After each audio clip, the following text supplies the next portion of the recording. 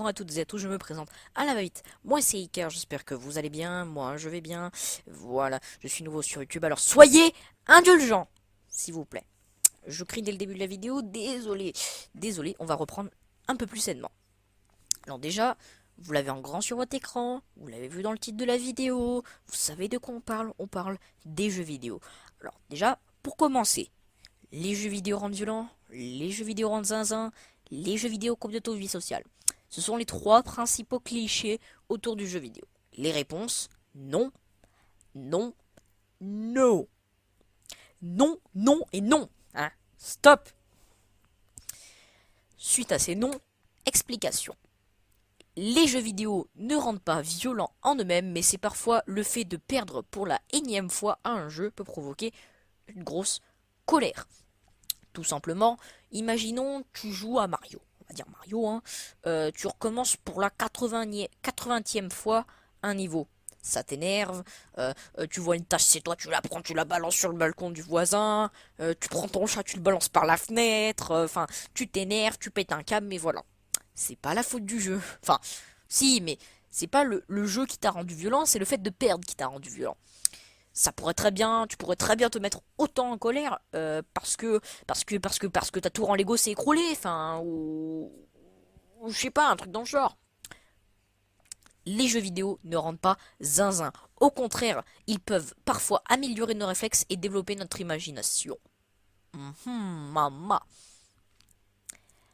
Les jeux vidéo ne coupent pas de toute vie sociale, mais c'est que certains jeux, type les MMORPG, peuvent demander du temps et de l'attention, et après, il peut arriver quelques rares cas où la personne devient accro et ne fasse que ça, mais cela reste très rare, vraiment très rare. Les jeux vidéo est un monde très vaste. Je vais vous le prouver. Alors j'ai fait vite fait un petit tableau, je tiens à préciser qu'il est petit, vraiment petit tableau. J'ai pris une heure ou deux à faire ça. Nous allons commencer par les MMORPG. Les MMORPG consistent à créer ou incarner un personnage et le faire évoluer, compétences, armes, et à récolter des ressources pour améliorer vos atouts. Enfin les siens. Enfin vous m'avez compris.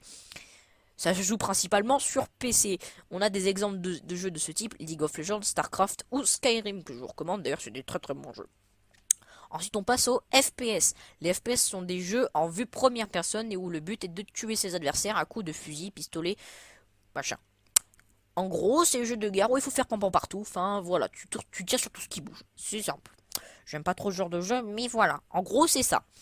Ça se joue principalement sur PC et console, mais les gens qui jouent FPS sur console, c'est bien connu, ce sont nuls. Ce sont des nuls. On a des exemples de jeux de FPS, Call of Duty, Battlefield ou Modern Combat 5. Ensuite, on passe au jeu de gestion qui consiste à gérer quelque chose, que ce soit une ville, un magasin ou un restaurant. Il y en a pour tous les goûts. Euh, le concept est simple, vous avez un truc et vous devez gérer afin de le faire grandir et machin, voilà, développer quoi. Ça joue principalement sur PC et mobile. On a des exemples de jeux de ce type comme SimCity ou Roller Coaster Tycoon. Passons maintenant aux jeux sandbox. Ce sont des jeux où l'imagination opère et où le but est absent et où l'on peut construire ce que l'on veut. C'est tout simplement un jeu où on a des matériaux et on peut faire un peu ce qu'on veut, on peut construire machin. Un peu comme un tabac à sable, d'où le nom du jeu sandbox. Enfin, d'où le nom du style de jeu sandbox. Ça joue sur tous les supports, ça existe sur tous les supports. Et on a des exemples de jeux comme Minecraft ou Disney Infinity. Après, au niveau des jeux de simulation, alors le jeu de simulation a pour but de simuler une action réelle afin d'avoir une expérience réaliste. Ça se joue sur tous les supports.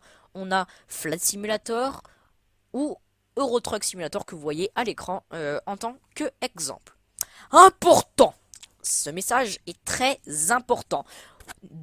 Aujourd'hui, notre époque repose beaucoup sur les clichés. Les geeks font partie de ces gros clichés. Je vais mettre les mains sur la table et expliquer ce qu'est qu'un geek. Ce qu'est qu'un... Bon, c'est pas grave. Je vais expliquer ce qu'est que c'est un geek. Ne me jugez pas. Un geek, la définition. Ce n'est pas sur Wikipédia, c'est ma définition personnelle. Parce que je pense que sur Wikipédia, c'est pas le même type de définition. Un geek est avant tout un passionné, que ce soit en BD, manga, jeux vidéo ou cosplay, tout simplement. Enfin, voilà. On a une image très cliché du geek, comme vous voyez actuellement. Et le geek ne joue pas forcément aux jeux vidéo et ne donc pas confondre avec le no-life ou le gamer. Qu'est-ce qu'un no-life? Un no-life, c'est pas un gamer. Qu'est-ce qu'un gamer? Ce n'est pas un no-life. Bon, je vais pas faire Link the Sun, voilà. Un no-life est tout simplement un mec ou une fille, hein, tout simplement, ça peut être les deux, qui passe ses journées devant son ordi, il mange devant son ordi, il dort devant son ordi, il vit devant son ordi, il regarde la télé devant son ordi, il, il, il mange un chewing-gum devant son ordi, enfin, il fait ses courses sur l'ordi, il fait... Enfin, le mec, c'est sa vie, c'est sur l'ordi, quoi. Il fait quoi ça, enfin, que ce soit ordi, console ou quoi, il passe sa vie dessus. Un gamer, c'est tout simplement un passionné de jeux vidéo qui joue régulièrement, pas trop non plus, pas comme le no-life justement, c'est une petite nuance. Et le gamer peut des fois aller jusqu'à des stades professionnels, c'est-à-dire en faire son métier et gagner de l'argent. Oui, ça existe. Oui, ça existe. Merci d'avoir regardé, c'est la fin de cette vidéo. Donc n'hésitez pas à mettre vos jeux préférés en commentaire. Je ferai peut-être un sondage dessus pour peut-être éventuellement une future vidéo. On sait pas, peut-être. Hein, voilà. Euh, je vous demande peut-être de mettre un like si ça vous intéresse, si la vidéo vous a plu. Je suis débutant, ça faut le retenir, c'est important. Voilà, donc faut me juger en tant que débutant, pas en tant que professionnel. Je tiens à le dire. Voilà. Moi je vous laisse et je vous dis à la prochaine. 3, 2, 1, go!